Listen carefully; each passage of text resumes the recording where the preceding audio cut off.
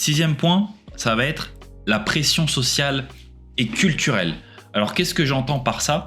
C'est la pression pour atteindre certains standards de performance, d'apparence, notamment à cause des réseaux sociaux. Donc ça, j'en ai parlé dans l'épisode précédent du podcast sur le dopage également, que donc les individus fake nati, les influenceurs qui mentaient sur leur statut naturel, etc., alors que derrière ils prenaient des quantités astronomiques de produits dopants, ou alors des petites quantités, mais ils mentaient tout de même, ça va fausser votre perception de ce qui est atteignable ou non naturellement, et les standards de performance et d'apparence augmentent d'année en année avec Instagram et tout ça.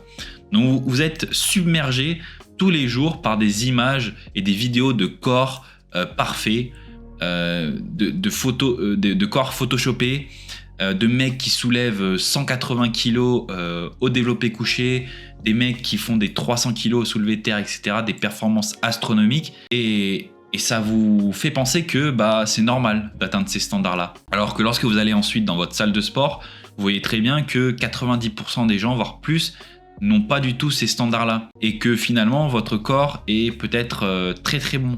Vous êtes peut-être dans le top 5%, voire plus. Mais lorsque vous allez sur les réseaux sociaux, vous avez l'impression d'être une merde, entre guillemets. Et donc, cette pression sociale et culturelle va vous pousser en fait à vous doper. Parce que, oui, je l'ai dit, que les individus fake natifs vous disent « Ouais, je suis naturel, c'est grâce à mes compléments, à mes programmes, à ma génétique que j'atteins ces résultats. » Et vous faites tout ce qu'ils font eux, mais au bout de quelques années, vous vous rendez compte que finalement, vous n'avez pas atteint ces résultats, donc vous allez commencer à vous doper.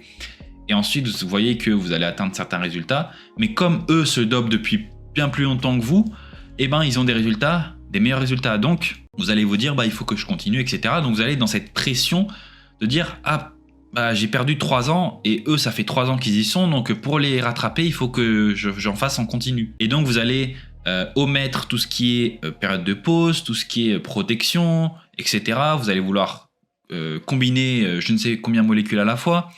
Et cette pression peut être vraiment négative pour vous et pour votre corps, pour votre santé. Et ça, voilà, c'est quelque chose que malheureusement, je ne peux pas changer. Mais voilà, je tiens juste à vous informer que ce que vous voyez sur les réseaux sociaux, c'est du fake. Tous les individus qui perdent sur les réseaux sociaux sont la plupart dopés et mentent par rapport à leur physique. Donc ne vous sentez pas mal si vous n'avez pas leur physique à eux.